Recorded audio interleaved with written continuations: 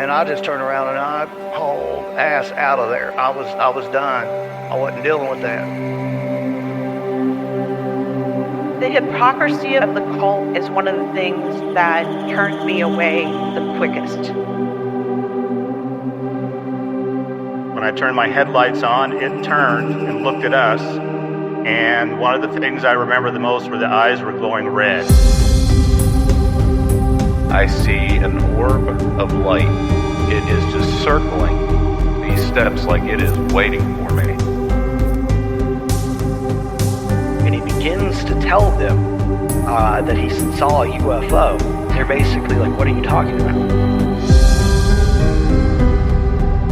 That's 7 foot up on a tree, peeking around it. And that's where I saw the top of the muzzle, nose, and the eyes. As soon as I made eye contact with this thing, it felt like death.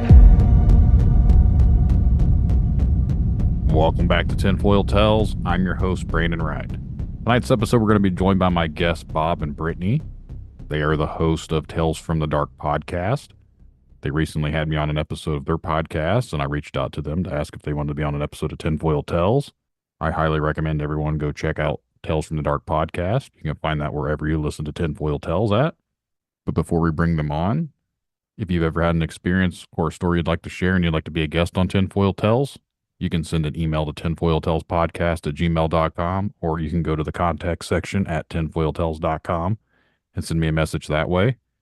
Whichever way you prefer works for me, so just make sure to reach out and we'll get something scheduled for a future episode. If you'd like to help the podcast out, please continue to share it around. Word of mouth is one of the best ways of getting the podcast exposed to new listeners. For every new listener out there, there's a potential guest, so that means new episodes coming your way. You can also leave a 5-star rating and review wherever you listen to podcasts at. And if you're on YouTube, please like and subscribe.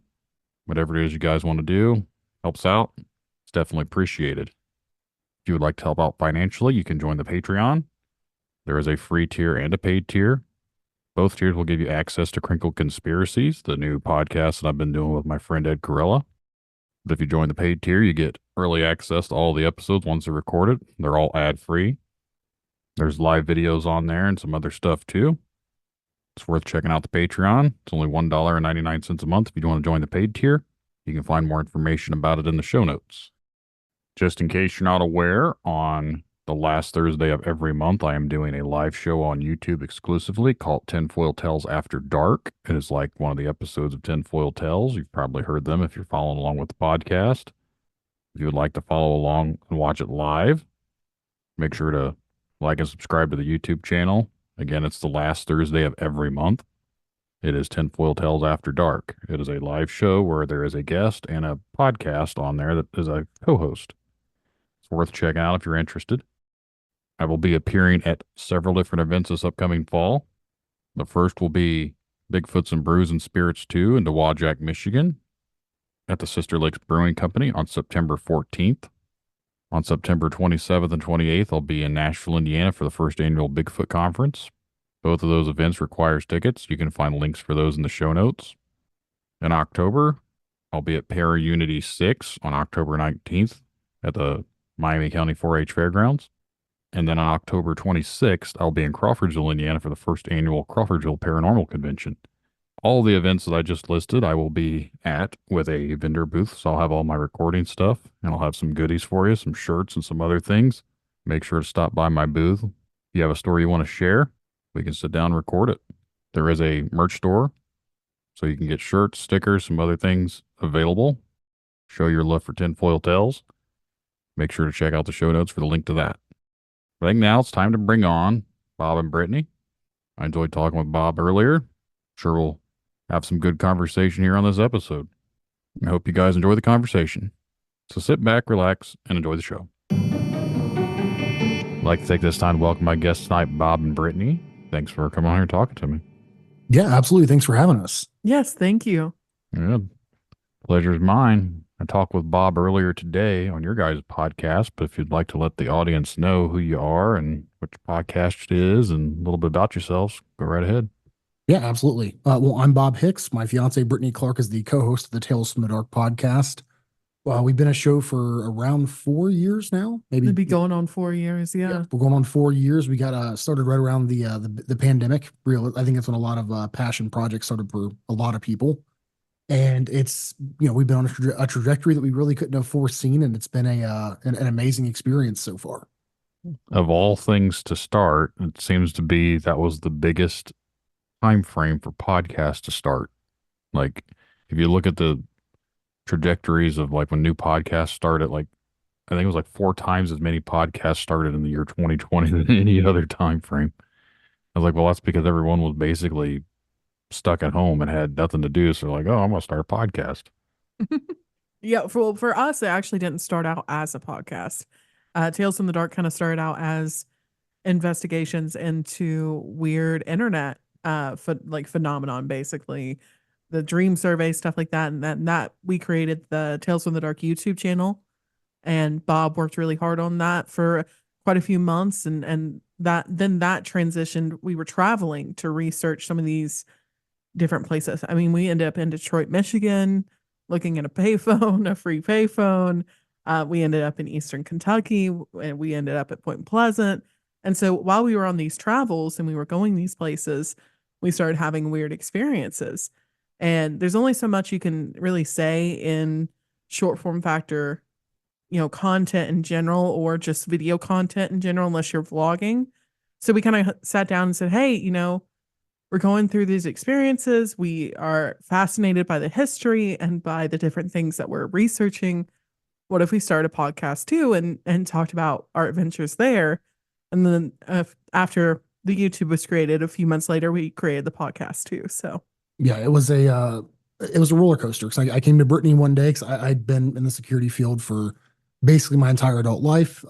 We worked the same job, and I came to her one day after work. I'm like, hey, this might be kind of crazy, but I have this story about a payphone. I think people would find these interesting because, it's 2020 and there's a payphone, an active payphone, weirder and weirder. Next thing we know, here we are 4 years later, and we have a documentary underneath our belt. We're about to film another one. And it's just been, like I said, nonstop excitement and fun getting back into the paranormal realm. Because for Brittany, she really didn't have the same interest I did. I was a TAPS baby, is what I always say. I kind of grew up on the OG ghost hunters. I've always been fascinated by the paranormal since the time I was a kid, and I've been chasing, what I saw on TV. Now, as an adult and getting to talk to some of these folks, I realize television's not exactly real life. And we did some digging into, various experiments, things that we like to do to bring, a little bit of uniqueness to the table. And we kind of see that in our documentary Phantom Form that we did.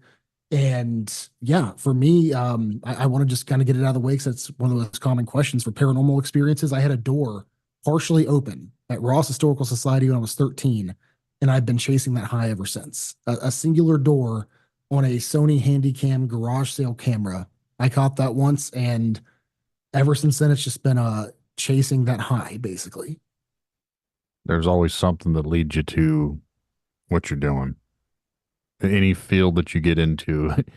I know we talked before, like, obviously you've been in bands and a musician, but even with music, like, there's a connection. There's something that happens. Like, you've heard something, you wanted to do it, you wanted to start playing music. When it comes to paranormal stuff, I feel like someone always has like some sort of a curiosity, usually which is triggered from some sort of an experience. And you continuously search for the answers to what happened, which I can't speak for all podcasters in this type of field, but I think that's majority of us had something happen, and that's why we're doing what we're doing. No, absolutely. And like I said, it was kind of one of those things when we got started. I really didn't know how to approach Brittany with, hey, I want to put a lot of our time, effort, money, and resources into doing this crazy thing. And surprisingly, she just said, yeah, that sounds cool. No harm in trying, basically. And we shot our shot, and here we are. And, Brittany, who, like I said, didn't have a whole lot of experience or really an interest into high strangeness, seems to be a magnet for high strangeness. The Randonautica bit that we talked about earlier on our show, and then the UFO sighting you had was one of the craziest things I've ever seen, because I think I mentioned this to you privately. I grew up in Ohio, about 30 minutes away from Wright-Patterson Air Force Base. So I'm not a stranger to seeing weird things in the sky. I've seen stealth bombers in person before. I've seen B-52s. I've seen AC-130s. You name it, I've seen it. Oh, we saw a stealth bomber whenever we were driving back through Kansas, I think. Yeah. And then here we are, Brittany's coming back from West Virginia one night and says, hey, she calls me, says, hey, I just saw a UFO. And she's full blown panicking. And that led into an actual interview where I had to interview my co-host of, okay, well, we're going to do a contactee report here. We're going to show people what you should do in the situation, why it's important, that sort of thing. And I wasn't panicking. I was excited. Yeah, no. There was a big difference. yeah, no, when I say panicking, I mean, she was ecstatic to say Yeah. the least. I mean, she was in the video. We have it on YouTube for our patrons. I think you even said, am I about to get abducted? I don't know. Let's effing go. I did. I mean, you were all in chasing this thing down over several miles. That was the incredible part. Most folks just see strange lights in the sky. They're good. Not Brittany Clark. She chases them down for miles across state lines and talking to anyone she can find in the middle of the night. Hey, did you see those lights in the sky? Yes. Okay. Where'd they go? I'm going after them. That good old boy fishing. Yeah, he was fishing on the river while I was probably looking crazy because I was like, "Did you just see that? Did you just see that?" No, that was interesting though. It was an interesting experience. So there was a guy fishing too, he didn't see anything. Well, basically, so I was driving. To make a long story short, I was driving through a smaller town in Ohio, and I saw these lights. It's a light phenomenon. It was 5 lights in a row, and they were in a diagonal, like up, like going up, I think. It's been a while, so I can't remember. But they had like a breathing effect, like you would see on RGP. They were like an orangish, reddish color. And they were all there. They all went in, and then they all kind of breathed out. I stopped at AutoZone. Like, it was really close to where I saw this. And I called Bob and explained to him what I just saw. And I was like, okay, I'm gonna keep looking. I'm gonna see if I can see something that would explain, what I just saw. Well, there was a school. So where I saw it, it was on my left-hand side. There was a school on the right-hand side, but behind where I saw it, which was inevitably behind the O'Reillys I stopped at, or AutoZone, one of the two, it was just an open field. There were absolutely no street lights. There was no landing. It's not airspace or anything like that. There was nothing back there that could explain the light that I saw. Lights, it was multiple. So I ended up driving down that country road, around the barn and around that field, and just trying to see if I could see something that would explain what I saw. And then I saw it again by the moon, and this time it was 3 lights, and it kind of blinked in and out, and same breathing effect. So I went further down, and one thing we noticed at that time in our research and the places we had gone, a lot of phenomenon seems to congregate around moving water in general, but especially moving water. And there was a pretty substantial river nearby. So I was like, well, I'm just going to head closer to the river. And the road that I ended up actually filming this phenomenon on my phone with, it was actually right by the creek that kind of branched off the river. And I saw it for a third time, filmed it, kind of pulled over on the side of the road, and then decided, okay, I'm going to go to the river, see if I can see it again. So at that point, I'd seen it 3 times. After that, I did not see it again, but I pulled over because I think it was 2 people fishing, 2 good old boys fishing. I was like, did you guys just see that? Did you guys just see that? And they said, no, I didn't. I kind of explained to them what I saw, and they were like, no, I didn't see that. But, over in Chillicothe, they had a sun come down. It was like a ball of fire come down right downtown Chillicothe. And then we talked for another minute, and then I left. But yeah, that was a crazy night. Well, yeah. Then a few months later, we're heading back from Point Pleasant, and I see the exact same thing. Yep. And it was funny. We had been talking about it on the way back from Point Pleasant, like, oh, wouldn't it be crazy if those lights showed up again? And then not even a half hour later, right around I wouldn't say around the same area, but in the same general, within area. 30 miles, 30 to 40 miles, it was the same area. Yeah. And I saw the exact same thing she saw, not as large as what you saw, but I saw the same thing. So that made me do a deep dive into, is there an airstrip nearby? No, there's no airstrip. Okay. Does Wright Pat have any public test flights tonight? No, they don't. Wright Pat at this point is over an hour away. So again, not saying that they couldn't be in this area, but highly unlikely. Yeah, that's a pretty good distance to go for Wright Pat, especially when they usually stick in the Beaver Creek, Ohio, Dayton, Ohio area with their testing.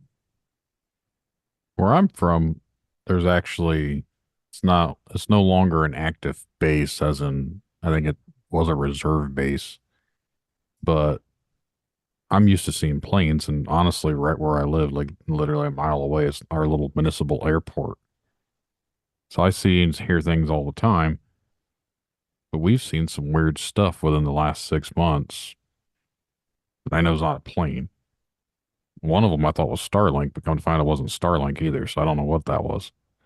But I actually have a recording of it, and if I send the recording, it doesn't show up on the other person's, like whoever I send it to, but if you can still see it from my phone, so I'm actually going to try and record the video from a different phone of me playing the video on my phone to see if it'll show up on someone else's phone, because I can't send it without it not showing up, which is, I think, is That's freaking, crazy. yeah, it's very weird.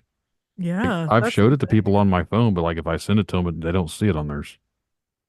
So I don't know if it's the quality being completely jinked around from sending it, or Well, just something else. yeah, when you send files like that, they do get compressed, but compressed enough to not see some kind of light phenomenon or object that's tough. That's weird though. That's definitely really weird. Yeah. And again, we'd saw something prior to that, and I never once thought to grab my camera and record it. I yelled for my wife and son to come out back and look at this thing hovering out back, and then we watched it for a few minutes, and then it kind of floated up and disappeared. And then I even made a comment. I was like, I literally criticize people for never recording things when they see something. Like, how everyone has a phone, how they not think about it? I never even freaking thought about it. So I'm just as guilty as the people I question why they don't think about recording it. And then 2 weeks later is when the thing out front happened. So I tossed my phone to my wife, and we were driving back, and we hit a bump conveniently, and she hit record, and we hit that bump, and she apparently hit the button again, not realizing it. So she didn't end up recording very much. And then she started recording again. At that point, you can see where it kind of just fades away. But that 2 to 3 second clip, you can really see it. So like I said, I try to send that to people, and for whatever reason, it doesn't show up. So can you kind of describe what the lights look like? Because it's one thing that's been interesting to me. You mentioned the last 6 months, and I follow this stuff pretty, closely. And there does seem to be an uptick, especially in the Midwestern region of the states, of light phenomenons in general. So that definitely stands out to me as something I've heard of before. Now, in regards to the phone not recording, like Brittany said, it could just be a compression issue. Modern phones, they're notorious for taking great pictures and they look great on your phone, but when you upload them to, say, Facebook or send them through text message, they don't always look nearly as good. So that may explain what's happening with the issue with sending it. But what do these lights look like? The first thing that we didn't record literally looked like a glowing orange flare. And I wouldn't put a whole lot of stock into it, because down the road from us, there is the factory, and they actually make flares. So I just assumed at first that's what it was, but I've never seen them actually out testing flares, not since I've been out here. And it just seemed not like a flare. It seemed very, like it was not moving. And then when we were watching it, we could notice it started to go up, and then it went over and went up again. Then it just disappeared. If it was a flare, you'd think it would have came down. It wouldn't have went up and then over, then up, and then disappeared. So I don't know what that was. And the stuff that happened out front that I thought was Starlink at first, there was multiple lights, and they were in almost like a vertical diagonal type pattern. Like they went up and a little over, up and over, up and over, almost like starry looking, like staircased. And they were just in the same spot, and then they just disappeared. Like they weren't moving or anything. But we could see those from the stop sign, so that's where we started recording the video at. One question I do have, one thing that I've noticed just in the phenomenon that I've seen personally, whether it be the orbs that I saw or the ones that Bob saw, but we actually recently saw another light phenomenon in Eastern Kentucky, of all places, where I saw it at first, and then it remained stationary and moved in a similar pattern afterwards. But after light phenomenon, does the sky look different to you? Like, are you seeing any other, when the lights go off, basically, are you seeing any other kind of pattern or anything? I don't really know. I remember the first one that happened out back because I had to come down here and I had to record an episode with someone, and I think we mentioned it that I'd just seen the random lights out back, which I thought were weird. And then, ironically, when we seen the stuff up front, I was on my way home because I had to record someone else. So both times has been right when I've been happened to get home to record someone. So I never really stayed outside to look around. Plus, it was in late November and then beginning of December, so it's cold outside. So I don't like being outside, anyways. So No, that's I never really paid a whole lot of attention to the outside, like the rest of the skies or anything. the only reason why I'm asking is one thing that I noticed is the sky, and a lot of the times, I want to say almost every single time I've seen any kind of light phenomenon, it looks shimmery to me. Like it almost looks like a blanket of diamonds kind of thing. And it's Hmm. not just the stars, like it's literally blinking, like fast blinking in and out, shimmer over the sky after light phenomenon is something I've noticed. And I pay a lot of attention to the sky. Like whenever we go out, we're out in the woods a lot, we're out in nature a lot. I pay a lot of attention to the sky, and it seems to be something that I only see after phenomenon, basically. I like to look out at the stars every once in a while, anyways, and just try and see if I see anything strange. And I always see a lot of things moving up there, but a lot of the time, if I keep paying attention, I can see where there's kind of a little bit of a flash, and then that's when I usually can tell if it's a plane. But then you see things that are moving that you can't really notice anything on it. So those are the ones like, is that a satellite or is it something else? And I've seen videos for people who went out with like night vision and they catch these weird shapes flying through the air. And again, I've never done anything like that. I don't have night vision, but it really makes you wonder what all's actually up there that we're not able to really tell, you know? So I've never noticed the sky being different looking, but I did. My friend, this episode came out a while back. He had saw something up north around South Bend area, and he said the whole sky was almost lighting up like lightning, but it was also back in December. So there's no way. He said it was like foggy out and the whole sky and everything was lighting up, but they could never figure out why. And we went back and looked around from the time frame. There was no storms obviously going on in the middle of winter. So I don't know what that would have been. No, that's definitely strange. Now I have heard of like lightning looking. I don't know what the actual like official term is for, but like lightning can get trapped when the moisture goes to it, either increases or decreases rapidly. I've seen that before, but for the entire sky instead of just a portion, that's a new one for me. I don't know how much the sky obviously wasn't there, but like he said, if you look at on the screen where it shows my artwork, he said down at the very bottom where it's kind of like orangey, yellowy colored, like with the smoke and this fog. He said it's Yeah. honestly what it looked like, but it was in the sky. He said that was about the color that was lighting up. And you said it was super foggy, like Yeah, out he around said it them. was. He said it was like foggy, cloudy out at night. See, with the fog, the only thing would be you would have to identify what the light source is, but I've definitely seen videos of people near like stadiums and stuff like that have a lot of lights, or even concerts. And when it's really foggy out, it can definitely project light really intensely. It makes it look kind of crazy. But Hmm. if you have no known light source that would cause that kind of effect, then it's definitely weird phenomenon. But I do know, like when you're surrounded by fog like that, if it's that low to the ground, it does amplify the light a little bit. Yeah, I do know one of the explanations for the Marfa lights in specific is light being trapped behind like not necessarily fog, but the upper atmosphere, low hanging clouds with the like the way that the angle basically is of the highway that's 20x miles or however far away from where they see the Marfa lights. That's one of their explanations, but those are very similar to the Brown Mountain lights. They're not, it's not the entire sky lighting up. They're small little blurbs here and there. Yeah. Like I said, I'm not 100% sure what he saw. I just know that he's not the type that instantly goes into weird stuff like that. So whatever it was, he must have been something he wasn't used to seeing. And he was Ubering that night, and he asked the driver or he wasn't there, but the guy that he was picking up if he'd ever seen anything like it. They both saw it, and the guy said he's never seen anything like it either. So I, Definitely weird. So that's why I chalk it up to just one of those instances where you've seen something weird and you can't really explain it. Yeah. No, absolutely. You guys had done a documentary, Phantom Farm.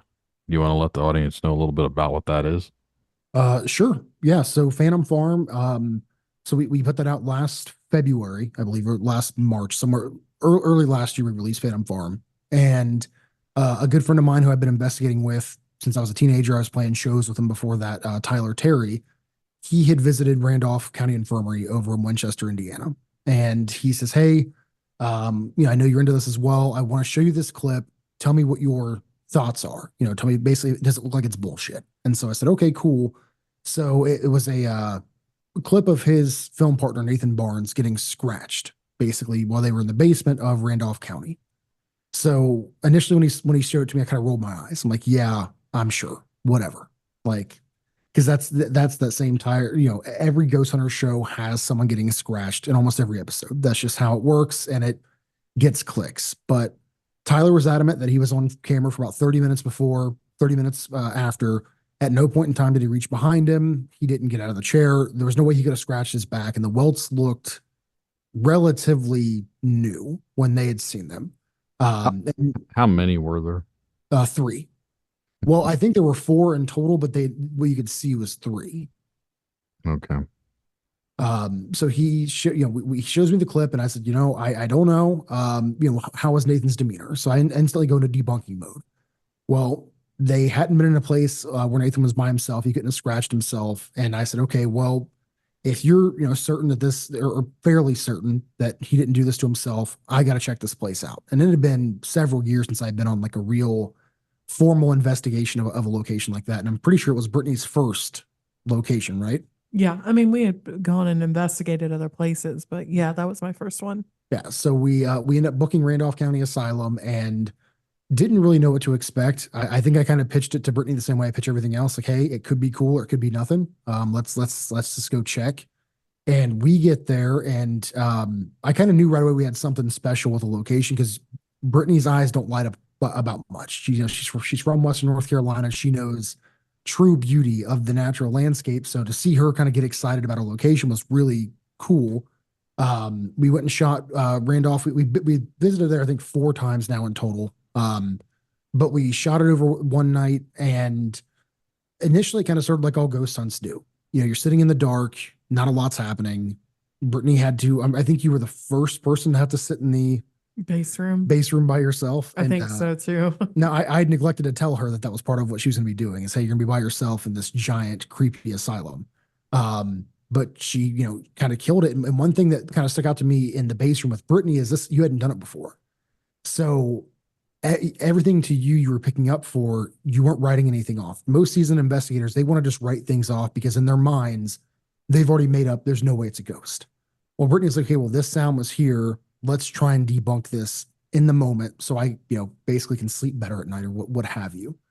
We did the investigation, and we had something happen about midway through that to this day still kind of haunts me. I don't want to give it away for the listeners here, but I had another investigator with me.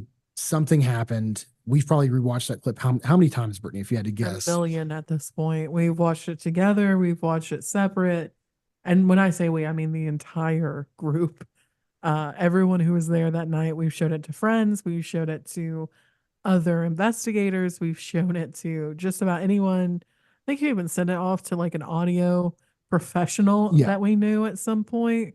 I think he sent it to a couple of them actually. Well, in my brain, I was like, did I imagine the footsteps and then Tyler put these in post? No, Tyler wouldn't do that. Yeah, Tyler is too much of a skeptic to ever do that. Because it was just one of those things that, like, you don't expect it to ever happen to you. You see it on TV, you see it in movies, but it happened. And I remember, the moment it happened, I had something, occur, and I looked over at Austin. I was like, did that really just happen? Because up to that point, we were dealing with this, what I would call a trickster phenomenon that seems to plague Brittany and myself everywhere we go, where we would walk down one hallway, and now Randolph's a very large building. We would walk all the way to one side of the building, and then on the other side of the building, we'd hear banging and doors opening and closing, what have you. We would run down to the other side only for it to kind of change spaces. And this went on for what, a half hour? Yeah. altogether. Well, I mean, it did it all night, really. Yeah. But yeah. So we kind of ran back and forth and we're kind of just going nuts at this point. So I said, we're going to sit down. So we sat down on one of the ward's beds there and we're talking. And as we're talking and we're not paying attention to it, of course, activity starting to ramp up on our floor because that's just how this works. So we go back to the main floor outside of Noah's bedroom where a lot of activity allegedly occurs. And that's when it happened. I looked over at Austin. I said, hey, did this just happen? He said, yeah, it just happened. This is crazy. But I think my favorite part about Phantom Farm in general was we got to show what an actual investigation is like, what goes into playing an investigation and the importance of being prepared, but also staying level headed. Because I want Brittany to kind of walk us through when we thought someone had broken into Randolph while we were investigating. Well, Austin was outside smoking and he waved us down. We were standing in the kitchen eating pizza, which is a joke that we had that night because no one else wanted to eat that dang pizza. But Austin waved us down, flagged us down from the window, and so we kind of went outside as quick as we could. And he was like, I think I just saw someone like walk past that shed outside by where our car's parked. And so we're out there. We could see Tyler and Nathan, who are the other two investigating. We could see them through the curtains in the base room. The kitchen is attached to the base room, or that what we were using as a base room, but we did not see them leave that room. So we go back inside, we go back into the kitchen, and when we got back, the door to the basement was open. And the thing about this door is it's not like, oh, someone just forgot to close it. The way we went out of the kitchen, if that door was open before we left, we would not have been able to leave the kitchen. When that door's open, it basically blocks off that entire entryway. Yeah. Now with that door, I just want to chime in. I have spent literal hours because we had to come back and do some B-roll shots and then do the interview segments for the documentary. I spent more time than anyone trying to open that door by stomping, pulling on it, pushing on it. If it's half latched, it won't come open. There was no way to open this door, and I will die on that hill that you just can't do it. And we tried, like I said, I've tried for multiple hours because it just bothered me so much.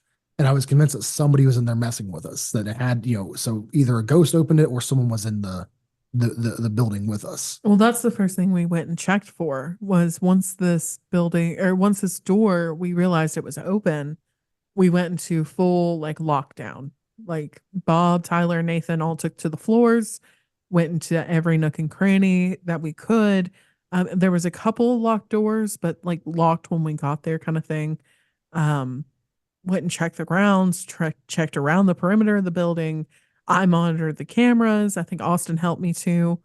And so, I mean, we went full lockdown mode just in case someone did break in, was trying to mess with us. And we never saw a trace of anybody. So we still couldn't explain how that door was opened that night. So it was weird.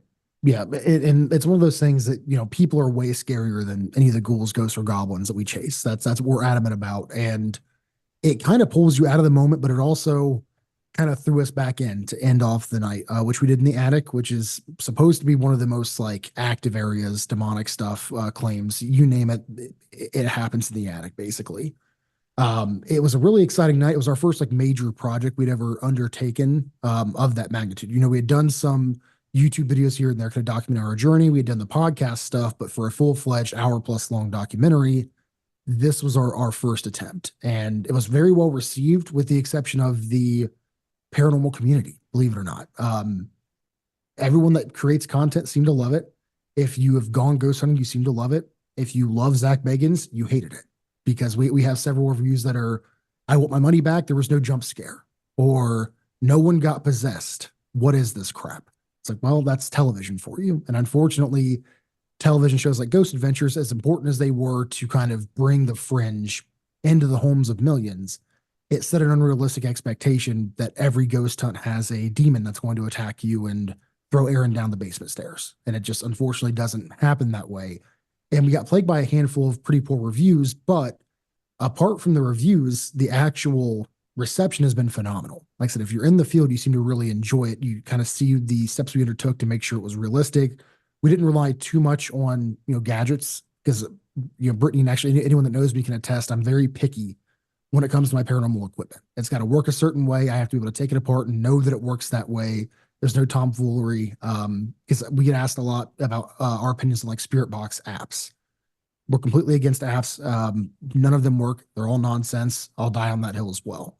So with Phantom Form, it's a real investigation. You get to kind of see what we went through that night. And then if you kind of follow us afterwards through Tales from the Dark, you kind of see the after effects of Phantom Farm. And it's definitely been a wild ride since that's come out last year.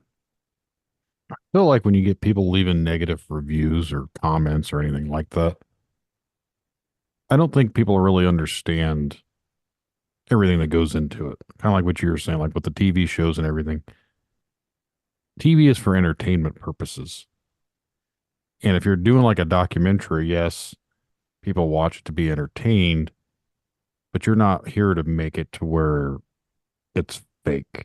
And I feel like majority of the stuff on television, they have to add that in there just to make it more interesting, to keep the people's attentions because they're expecting something more entertaining. And that's where the struggle comes from when I've attempted to go on a paranormal investigation, and this was years ago. Everything to these people was a ghost. It was haunting, no matter where you went. Every little thing that they could, oh, it's paranormal. I was like, not everything is freaking paranormal, because you can literally explain certain things away. Well, there's high EMFs around here. You're also in a building from the 1800s and the wiring is shit. Like, you're going to be picking up different types of levels and stuff. Like, your thing's going to be jumping here and there because the electromagnetic fields are wacky. So I try and write off things more on a skeptic side before you start jumping into paranormal. And I've noticed, at least in my area, some of the groups that are around here, I'm not going to say all of them, but at least the ones that I've been on, they tended to jump right into paranormal before they try to rule it out. And to me, that rubbed me the wrong way. No, we've dealt with that quite a bit, where everything is a ghost or nothing is a ghost. And one thing that I really think that we bring to the table, because Brittany's very great about holding me accountable, because I have a habit of wanting to just run in blind. And Brittany's like, well, let's get a temperature of the place. Let's figure out what this could be ahead of time. Let's keep our brains in the right spot. And unfortunately, I shouldn't say unfortunately. Fortunately, we're podcast hosts that cover the paranormal. We do tear a lot of this stuff apart on our show. It would be a disservice if we went out and pretended everything was a demon. Now, I have the unpopular opinion. I don't actually believe in demons at all. I think that it's simple. If you were an asshole in life, you're an asshole in death.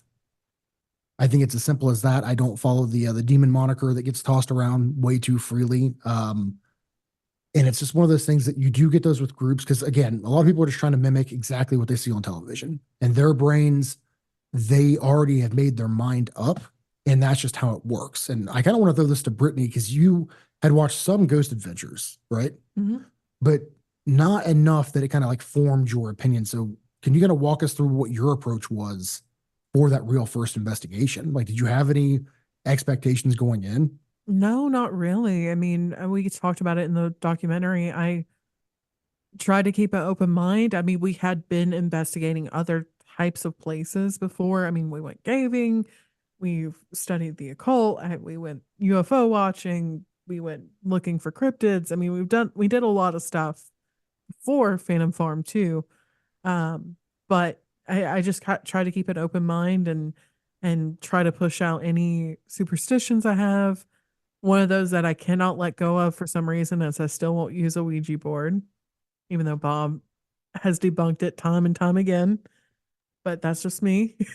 Grew up one way, and hopefully we'll change it one day, but today is not that day, and it wasn't that day in Phantom Farm either. Well, we did bring it. And so what Brittany's referencing, I did a video.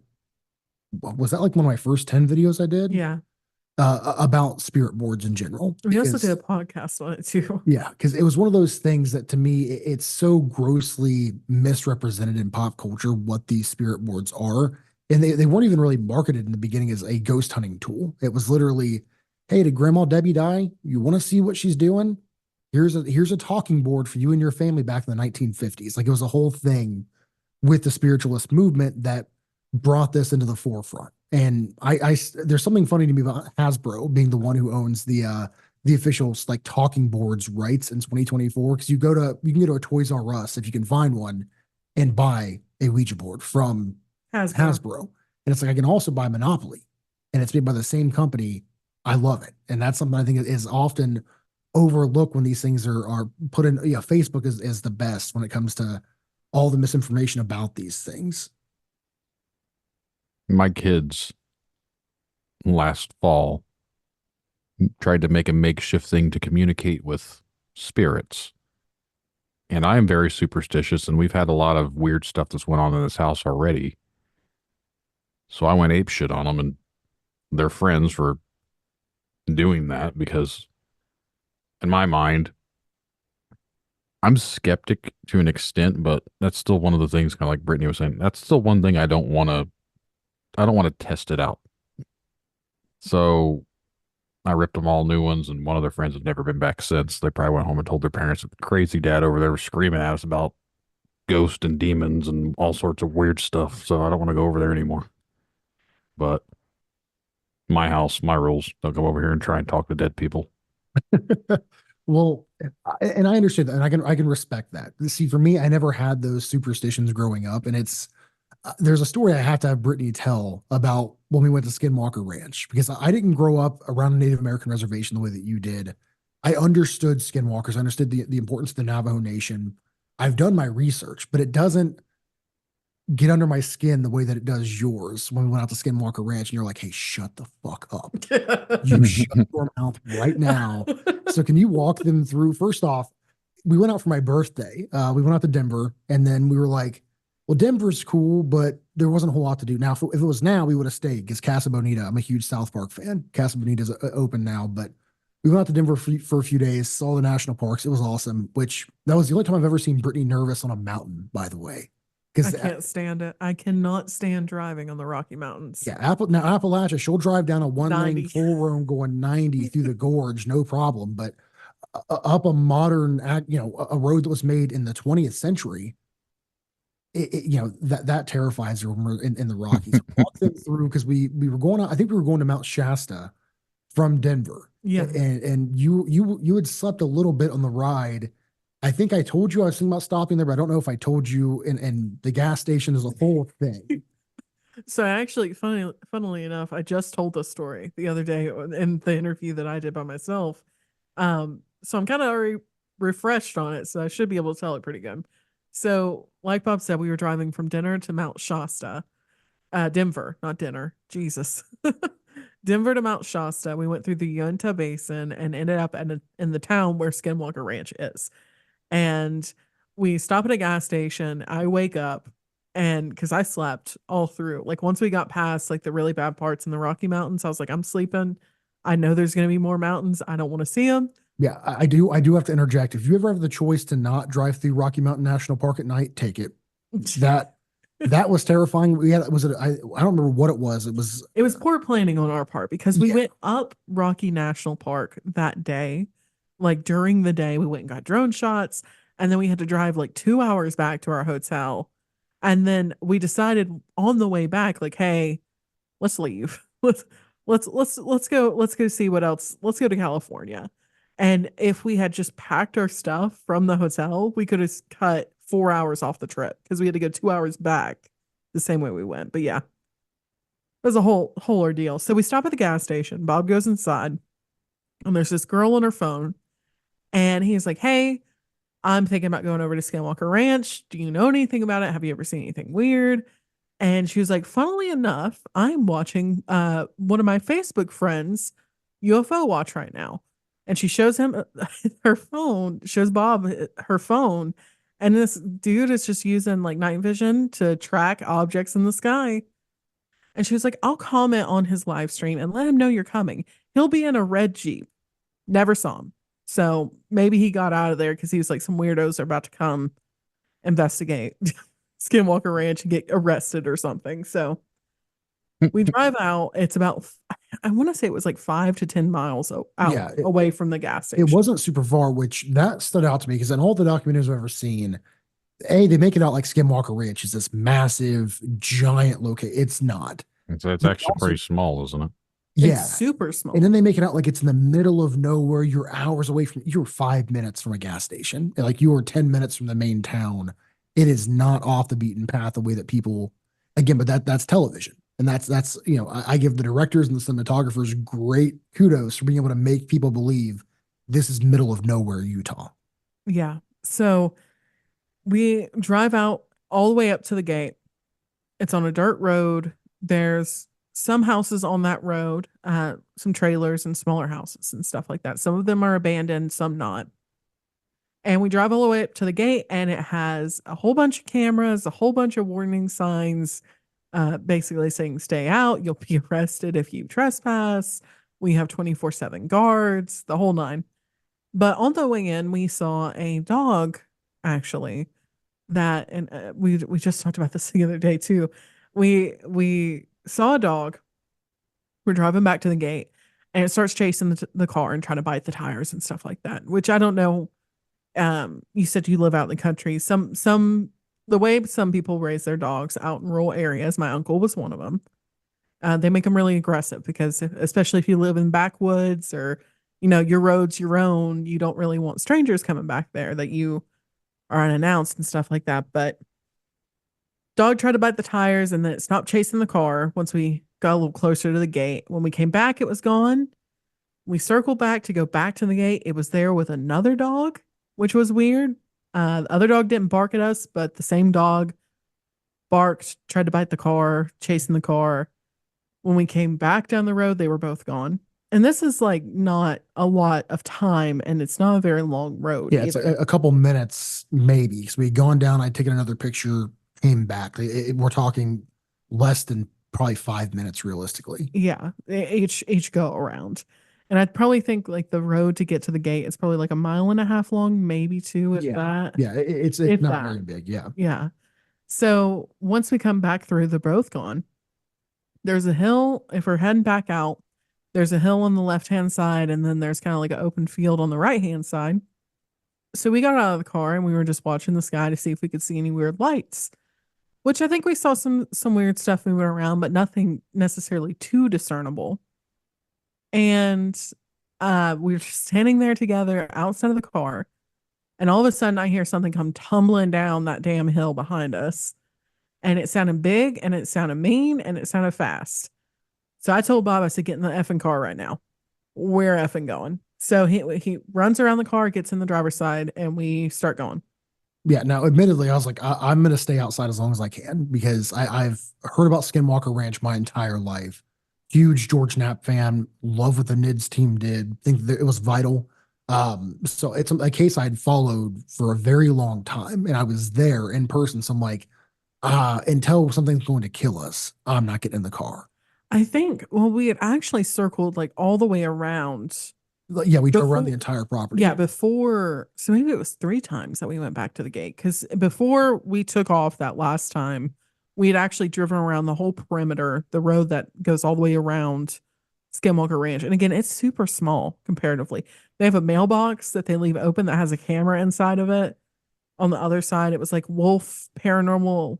I think it's like Space Wolf Industries or something. And I let me look while you tell the story. I'll find the pictures on my phone so I can tell you exactly what it says. Yeah, I think it's Space Wolf that owns it now. But I think it is. so they had a sign actually out that said Space Wolf on both sides where the mailbox was and at the gate. But we got in the car regardless of whenever we actually drove around the whole perimeter. And Bob starts taking off, and then we look in the rearview mirrors, and then all of a sudden we start seeing the dog chasing us. The only weird thing is I saw the dog. When I turned around, I was seeing the dog run down the hill, and what got us in the car was something running down the hill. So I don't think I would have heard, with how big that hill was, I don't think I would have heard that dog for that long, and it would have taken the dog that long to run down the hill. So it was weird. Barking, chasing at us. We start driving towards town. Real quick to interject. So one of the signs says Space Wolf Research, keep out properties under surveillance 24/7. And then the other one, the big stop sign, says only authorized personnel beyond this point. This is a private road. This private property is monitored 24/7 by security personnel and multiple surveillance systems. If you proceed beyond this point, you'll be cited for trespassing. And then there's a big sign next to it that says no drone zone. That means your drone. So we started driving back to town, and we get to the stoplight. We have both of our windows down. We get to the stoplight. This dog chased us for a good amount, but like to the end of the road and maybe a little bit past that once we turn left to head back towards town, but not too much. And we have the windows rolled down, and Bob's talking, and he said, I think that was a SW. And he says it. He says the full word. Oh yeah, completely just, I was miles away at that point. It's like, yeah, I think it was a skinwalker we just saw, Brittany. And I look at him and I said, shut the F up. And he was like, what? And then I swear to God, we're sitting there and we start hearing dogs barking behind us. And I was like, well, it was howling at first that we heard. It's been so long. I don't remember the howling, but I remember the dog barking, and it getting progressively closer as we stopped at the stoplight. And I was like, you mother effer, get us out of here now. So it was a weird experience there for sure. Now, let me ask you, Brittany, was that, which was weirder, Skinwalker Ranch or the time that we went to find Indrid Cold's house in West Virginia? Both are equally weird. I think Indrid's house was more of a goose chase than it was anything else, but yeah. Brandon, how familiar are you with the Indrid Cold story? I only know a little bit about it, obviously, from the Mothman lore, but I want to, before we jump into that, I was going to ask you a question about these dogs. Yeah. What do they look like? As far as, do they look like normal dogs, or are they a little bigger? Because I know with Skinwalker Ranch, there's been a lot of different stories about larger canines out there. Yeah, they were smaller than what I would have expected. Like I would say an in-between size of a basset hound, and it was kind of like shorter, stoutier. I think it was like blondish in color. It wasn't a golden retriever or anything like that, but it was smaller, stoutier, but it was beefy. It was definitely a medium-sized dog. I'd probably say like 60 to 80 pounds maybe. The second one I didn't get too much of a look at. I think it was a little bit bigger than the first one. Yeah, from what I remember, yeah. But I've seen big dogs before, and I've been around big dogs. It wasn't like a huge dog or anything like that. So they didn't. I've heard tales of like the large black dogs. People say, oh, it's the hellhounds or whatever. The Grimm's dogs, yeah. Yeah. So they didn't look anything like that. No, it wasn't like that. The second dog I think was black and white. But I definitely didn't see any black dogs or anything like that while we were out there. Now that first one, the stout one, was fast. And I mean, it was fast. We got to see it run across a field when we turned onto the main road, and it was fast. Yeah, I don't know that I've ever seen a dog that fast in my entire life. Well, you've been raised around hounds too, so you've been around hunting dogs too. Yeah, this one was, I mean, blink and you miss it almost type of fast. Like borderline supernatural. Not saying it for sure was, but at the speed it was going, I mean, we were speeding out. Yeah, it was incredible. Yeah. So the dog itself didn't necessarily look too, I mean, it looked mean because it was gnashing at us because, I don't know how it was raised or anything like that or the conditions it lives in, but it looked mean, but it wasn't too terribly big. Yeah, I was just curious if it had any of the stereotype looks of the black dogs that supposedly are always seen out in those areas. But now, whatever made the noise barreling down that hill, I did not see. I don't know if the dog was doing cartwheels down the hill. It sounded like a bear coming down that hill, honestly. I mean, we were in the middle of almost desert too, so and there should be no bears there as far as I know, but it sounded big for sure. No. As far as the Indrid Cold thing, I know it has ties with like the Mothman, but wasn't it basically just supposed to be like this humanoid thing, and some people thought it was like an alien? No, so if we had another 2 hours, we can go into the whole story. But the cliff notes are One night, Woodrow Derenberger, who was a traveling salesman, was coming back from Marietta, Ohio. He was driving through Parkersburg or Parkersburg, West Virginia. And he's on the interstate there. Now, we've visited this site several times. This is a Stopped on story. the side of the highway. Yeah, this is a story very near and dear to our hearts, just because the Ohio River Valley, I grew up in Ohio. Ohio strangeness is a different breed altogether. So what had happened was there were several other cars on the road that saw this thing, but this craft pulls up beside Woodrow as he's driving, pulls in front of him, stops. Like turns the whole craft sideways and lands basically. Yeah, blocking on the highway. Yep, blocking his pathway. An individual comes out of the craft who he described as a 1950s movie star type look. Now, if you go back and listen to the Derenberger tapes, which I highly recommend anyone interested in the case should do, the biggest reason that he's kind of attached to Mothman at all is because of John Keel. The Mothman flap of 67, 68.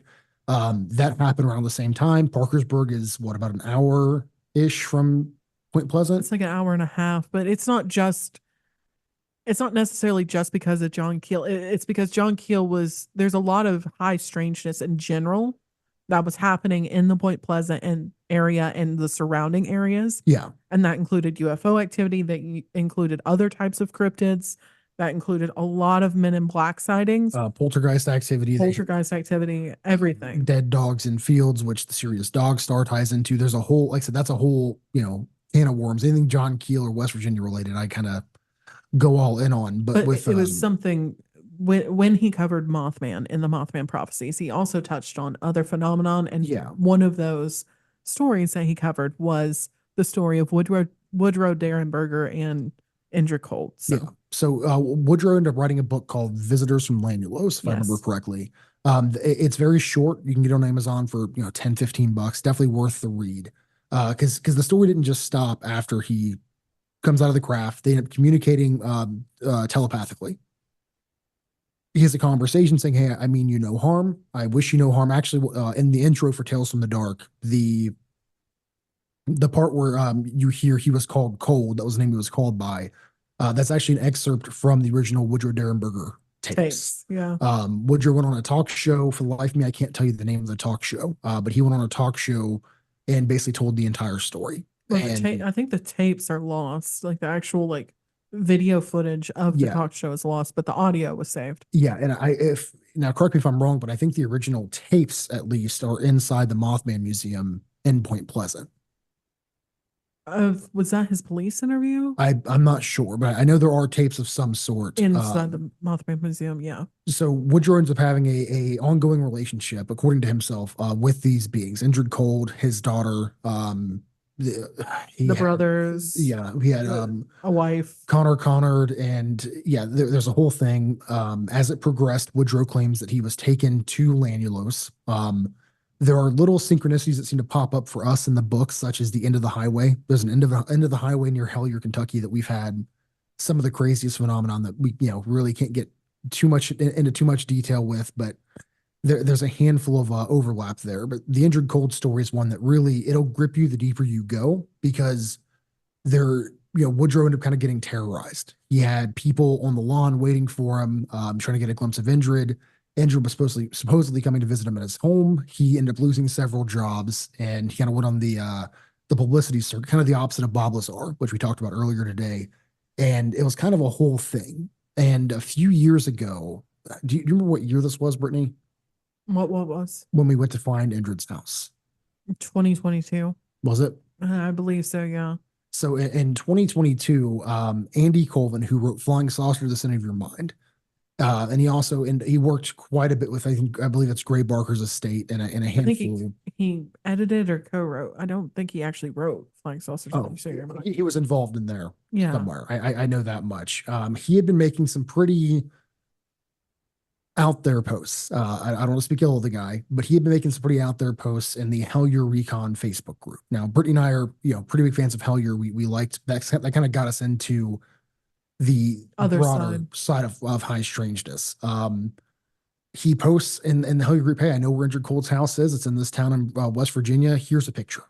So I think I private messaged him. Then he posted the address or something, right? You commented and said, "Hey, I'm willing to go tonight. I can check on this on you," because he said, "I don't know if it's there. It's been years since I've been there." And Bob was like, "We're a few hours out. I will go check tonight. Just give me the address." I messaged you on Facebook, and then he just ended up posting. There was some back and forth, like Yeah. not him necessarily saying like, "No, I'm not going to give it to you," but he was kind of talking about other things, and Yeah. it was weird. He had said he gave it to some other people and they just made fun of him and they called him a liar. And Yeah, there was some weird stuff. And he ended up giving us the address. in Midway, West Virginia. Yes, thank you. Midway, West Virginia. We made the drive. And now, Brittany, I want you to kind of explain this because I always mess this part. It was a new driveway, a new house. What was it when we actually got there? It was a brand wasn't new it wasn't house. the shed that he sent us the picture of. Yeah, I mean the area, it was across from this junkyard place. Like it was a house that had a whole bunch of junked cars and scrap metal and stuff like that. And it was the newest house on that whole road. And it had brand new paved driveway. I mean, there was still seating, like the lawn itself was still being seeded for new grass. So I mean, it was brand new. I will give him that. It was, but if it's one of those things where you could have just drove by it if you were in the area and be like, oh well, this is a new construction. Yeah. I can say it was bulldozed.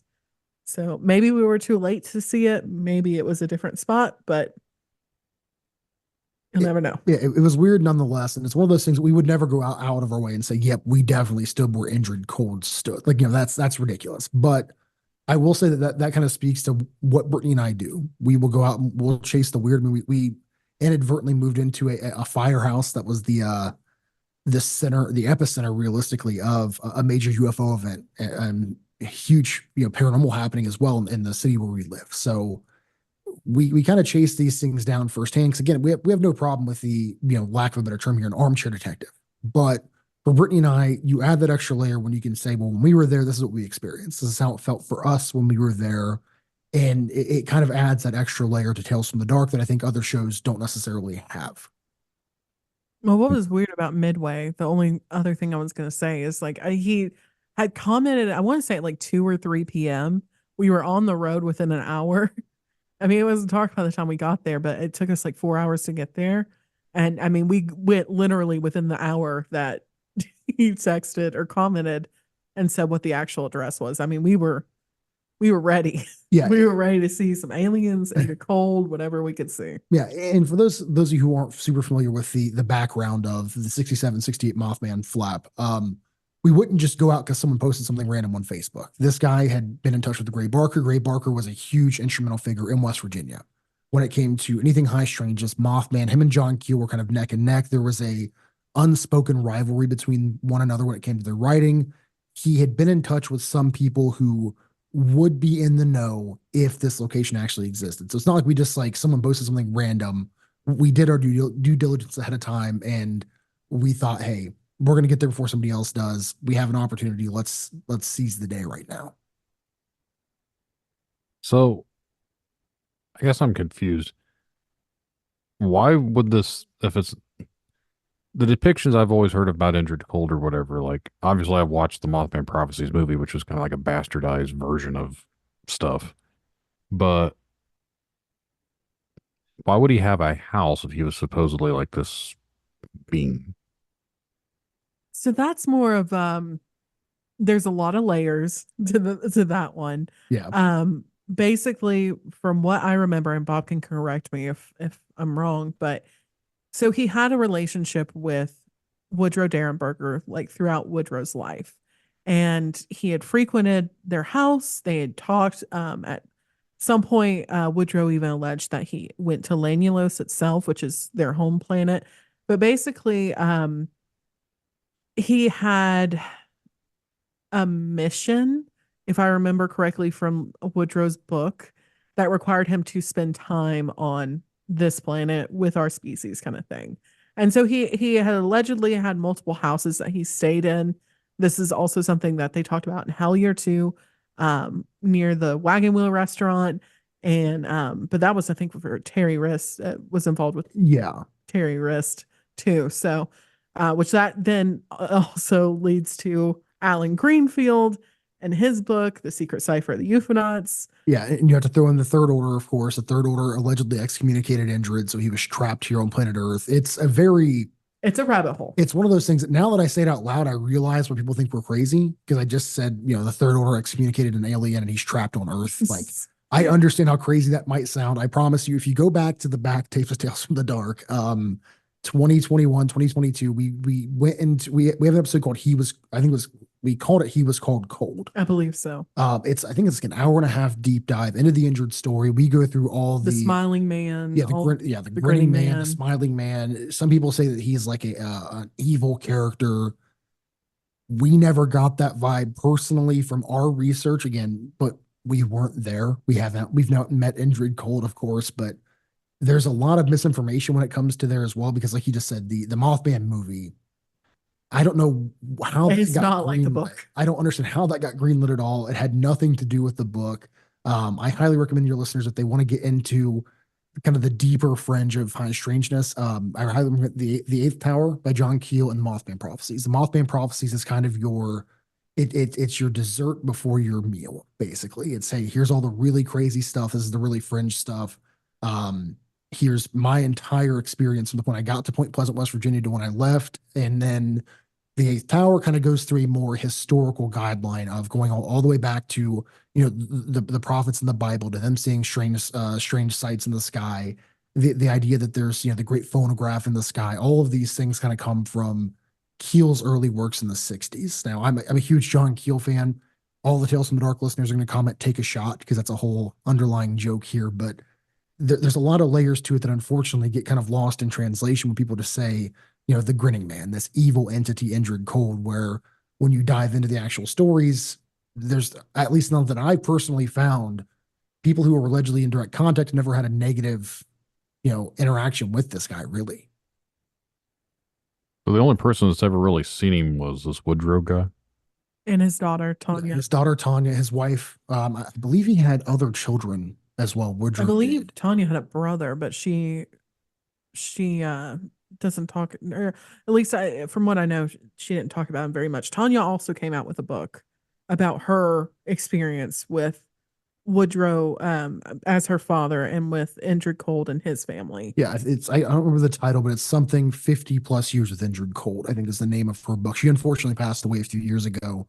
I think it was just last year. Yeah, she became a friend of the show, and unfortunately, we could never get our schedules to align to have her on the podcast. That's one regret I'll always have, unfortunately. But yeah, their entire family had contact. There were some other investigators who had claimed that they had letters to and from. You get into the international bankers aspect that mentioned Indrid Cold as well. The international bankers were this group that would send letters to John Keel saying, hey, and now these letters would be interesting because they would be postmarked from all over the world. Sometimes no postmark at all, saying, hey, you're going to stop. Dubai, New York. Yeah. China, everywhere. And it would say, you're going to stop what you're doing. You're going to stop what you're doing right now, or you're going to reap what you sow. The consequences are going to be terrible. They would threaten them consistently to basically stop looking into these fringe, stop writing about them, stop speaking about them. Yeah, but basically it's not his place to speak on ufology. And it was a very interesting concept when they started bringing up Indrid Cold as well, because from what I understand, the international bankers had referenced some personal conversations between Woodrow and John Keel after Woodrow had passed. So it's a very weird construct when you kind of start peeling back those layers of just the Mothman, which unfortunately most people just think was the only phenomenon happening in West Virginia in that time. I mean, the amount of folks who still think that it started with the Scarberries and the Mallets, where that's where most people get the story wrong in the beginning, and then you get into Chief Cornstalk, and the whole story has so many different layers that just involve one small subsection of the country. Point Pleasant, I don't know if you've ever been. It's a very small town. I mean, it's what, 10 minutes, and you can drive through the entire town, if that. Yeah, just a little river town. Yeah, but I'm very passionate about that because we've been there, more times than I can count. I've napped out in the domes. We spent the night out there. It's a very interesting place to go, and a very important part of high strangeness history, in my opinion. Mm-hmm. I was supposed to have an actual pretty much in-depth interview with someone that's done a lot of research into the whole Mothman phenomenon, but every time we'd have something scheduled, something would happen on his end and we could never get it worked out. And at some point I need to reach out to him again so I can have him back on here. Was it Steve Ward? No, this is a guy that I actually know personally. He does all of the artwork for. I think he's actually worked with the people from Hilliard too. But his name's Easton Hawk. He I've got a poster up behind me right now. He did the Kentucky Goblins, so I have that up on my wall. I need to get the rest of his artwork. He does a lot of cryptid artworks, but him and I've known him from band stuff. So that's that connection again. A lot of my connections that I have with people around here are all born from playing music for 20 years.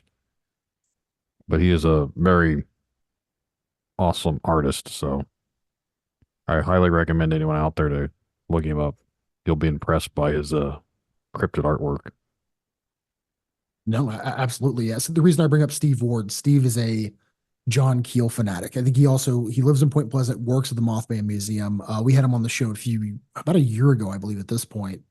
Steve's good people, but that guy puts me to shame of my John Keel knowledge. And I seem to think that I'm pretty well rounded when it comes to Keel until I met Steve Ward. I got to get you guys together. I think your listeners would really appreciate his aspect on the UFO, high strangeness flap that plagued Point Pleasant. Yeah, I'd love to have him on. I wanting to been getting into the Mothman. It's always been something that's fascinated me, just because I'm more familiar with, obviously, when the movie came out. I was like a senior in high school, and I liked the movie, and I didn't know much about it beforehand. So I kind of looked into it afterward, and all I've ever read is the movie's a bunch of horse shit compared to what actually had happened. Like, it's like nothing. It took so many things and threw it in this movie just to throw it in there, and it has nothing to really do with like all the other phenomena that was going on. It was just kind of all lumped together and thrown into like modern times. Well, the issue with the movie, we have seen the movie too a couple times now at this point, is that the way John Keel wrote Mothman Prophecies, it was brilliant. I love reading it. I love listening to it on audiobook, but it's not necessarily like a Harry Potter book that you could just read and make a script from. There's a lack of formal structure. Yeah. Yeah. So it's not like A to B. You have your climax, you have your conclusion, you have your protagonist. I mean, it's all over the place because he's discussing so many different types of phenomenon with different types of people, different experiences everyone has, his own opinions, his own experiences that he's having. It's a whole hodgepodge. So that's why the movie, I was surprised they even made a movie out of it in the first place. Yeah, that was crazy to me. Is when we watched it, I'm just like, okay, no. Then Indrid Cold calls John Keel, or I don't think they didn't name him John Keel in the movie. It's John something or another in the movie, but they like call Indrid Cold calls John, and it's like, well, that never happened. Nothing like this ever happened before. What is this? You're missing the entire end of the world aspect that John Keel thought he was going through during the movie when he's in Manhattan. There's a whole thing there that just. It's fun for Hollywood, I guess. If I had no knowledge of the Mothman, I probably would have thought this is pretty cool. But I think we kind of spoiled it by having a pretty in-depth knowledge of what actually happened beforehand. Yeah. Yeah. It's I enjoyed the movie for what it was, but like I said, I don't know the whole history of the Mothman and everything else about it. Like, I've only known stuff that I've read here and there, and I'm not one that does a lot of deep diving into things. I have on certain things because from what I talk about in your guys' episode, there's a specific cryptid that's always piqued my interest ever since I've had an experience. So when it comes to upright walking canines, I look a lot into that stuff. But as far as other things, I've never really took deep dives into it other than stuff I've read here and there. So I guess, when it comes to the upright walking canine, this is something that I've been thinking about since our interview earlier. You have such an amalgamation of different cryptids that came into one with that. It has been bothering me because I know for a fact and what's bothering me, I don't know if I saw it in like the No Sleep subreddit, but someone else had a very similar encounter, but they actually hit the creature with their truck. And the thing kind of got up and looked at him like, are you fucking serious? Was it one of the ones that we talked about on United Strangeness of America? It was that, or one of our listeners sent it in. Bray Road, is it? No, it wasn't the Beast of Bray Road. I can't remember for the life of me what it was, but somebody hit a creature like this. And what they described is when it walked away, it went down into a little gully and changed into a smaller dog and then ran away. And that has been, except for the life of me, I've been trying to figure out where I read or someone told me this story. When I can figure it out, I'll send it to you because it sounds so familiar to what you had encountered. And in this story, when he hit it, he said that it looked like the dog's head was almost like a vulture, where it was kind of tucked down into its chest. And he didn't even realize it had a head when he hit it. In his mind, he had hit it and its head fell off. And he's like, well, that doesn't make any sense. But he's like, I was also kind of like freaking out when it happened.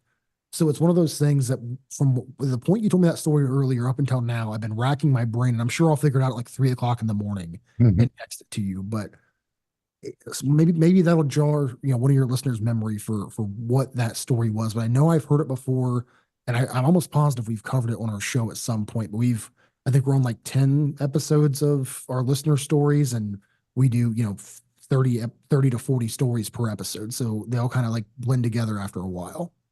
No, I've honestly never heard anything similar to my ordeal. I have in the sense like people see things walking out in front of them, this and that, but all the random stuff that happened during mine, it doesn't make any sense. And like I said, that's not to go off on my own stuff here on this episode, but like that is the one thing that's always drove me to do what I'm doing, is because I would love to know what the hell happened. I would love to know what it was. And then I might have some closure, but the fact is, I don't think I'm ever going to. And it bothers me in the sense that I'm the type of person that has to know. I can't just leave things in the back of my mind and be like, oh, that's what it was, because it literally eats at you. So it's like that curiosity. You said you saw the door open. It's that one thing that just doesn't go away. You have to know more. So here we are. Like I said, mine was 17 years ago. How many years ago was yours? Oh, it's 15 years ago at this point. Probably no More longer than than that. Almost 20. Almost 20 years ago at this point. Yeah. Yeah. So for anyone listening, when you have a weird experience, it does kind of stick with you. But we are getting close to about that hour and a half mark. So I don't know if there's much more for this episode you guys want to talk about, or are you good with this one and want to let everyone know where they can find your podcast out, where they can check you guys out at? No, yeah, we'll have to do this again because we have a million stories and we're always traveling, doing something cool. So I'm sure by next time we talk to you, we'll have another hour. Another hour and a half, 2 hours to go. So Tales from the Dark, you can find it on every major podcast platform, Spotify, Apple, Spreaker, iHeartRadio, you name it, we're probably on it. Where else are we, Brittany? YouTube, talesfromthedark.net. We have Tales from the Dark True Crime. We have Phantom Farm on Amazon Prime Video. And I think that's it. Yeah. Oh, The Missing Chapter over on YouTube as well. That's our my kind of true crime spinoff show. Then, like Brittany just mentioned, she does the Tales from the Dark True Crime. Season 1 is up. I think season 2 is in the works right now. Season 1's amazing. If you guys get a chance to check out Tales from the Dark True Crime over on Spotify, great place to go. Whatever links you have, I know you sent me a link tree earlier. I'll include that in the show notes for anyone listening so they can click that and find you guys. Awesome. Well, we definitely appreciate the time, man. Thank you so much. Yeah, thank you. Yeah, not a problem. Appreciate you guys coming on here and talking with me. But absolutely. We'll definitely do it again here soon. But for everyone listening, thanks for listening and good night.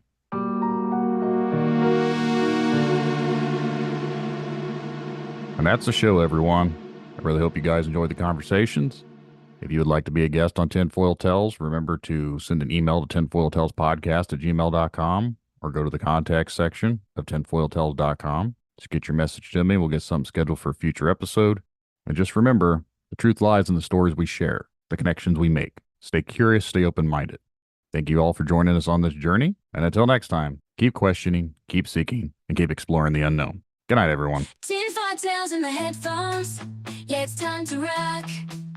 Got a story about a cryptid creature. Let's take a walk. Bigfoot, dogman, they're out there in the dark. But the truth is out there like an alien spark. UFO sightings got the whole world shook. Conspiracies unfold like a story in a book. Media control, trying to keep us blind. But before gonna use my own mind.